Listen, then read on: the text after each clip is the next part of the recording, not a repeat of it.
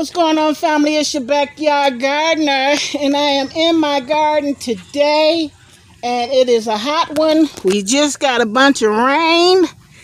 The mosquitoes is killing me as I'm videoing, so if I get to jerking, you know why. So let's start out here with this watermelon. How are your watermelons doing, family? A lot of you took great interest in growing, and I just want to know, how are your watermelons doing? This is literally one watermelon plant. This is the Black Diamond. This is not the Sugar Baby. It's the Black Diamond. And they are doing fantastic. I'm going to try to find you a watermelon in here. They're in here, but it's like searching. And these mosquitoes is killing me. They bad.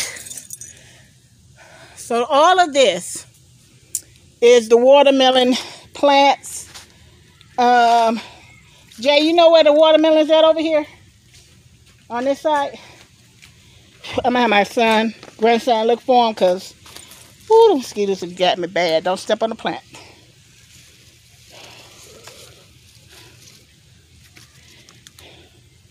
The mosquitoes, y'all.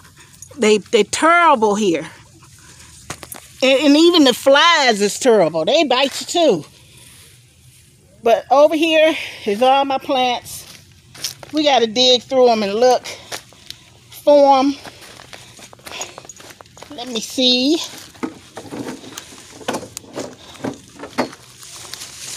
They're in here. It's like playing peekaboo. But they're definitely in here. What I'm going to do is I'm going to take you over to my Sugar Babies. The vines ain't as vigorous and long as these Black Diamonds. Okay, now we over here where the Sugar Babies is. Over there where the Black Diamonds, the mosquitoes was rough, y'all. I couldn't take it. But these are the Sugar Babies watermelons over here.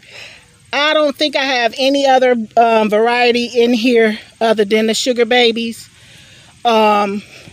But I wanted to show you the difference in the vines. With the Sugar Baby vines, they're not as big as the Black Diamond and the other type of variety of watermelon, but they are good. I have one that's growing there. I have a couple of them. And remember, these don't take as long as the other varieties. A couple of them growing here. Some in the bed, literally.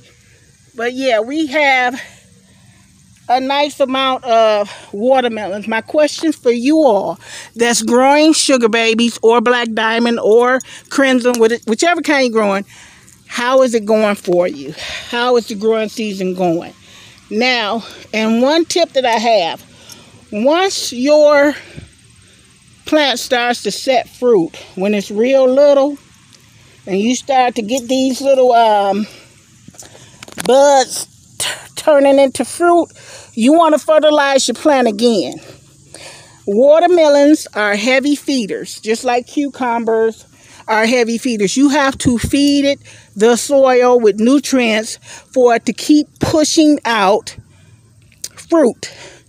And that's what you want to do. You want to get your blood meal out, get your bone meal out, and give it equal parts. And keep feeding your plant and keep your soil moist. Don't let your soil dry out, because then you're going to start having problems with your vines, which are ultimately going to become problems with your fruit. Now, the thing about growing watermelons, you have to have a little space. You see how crazy those Black Diamonds were? That's my first time growing those. So I had the seeds, so I just was like, you know what, I'm going to plant it. And they're taking over that whole area over there. Wherein these Sugar Babies are only about, the vines typically is 4 feet long. Some people say they get them longer, up to 5 to 6 feet. And probably so. But I've only had them about 4 feet is the longest.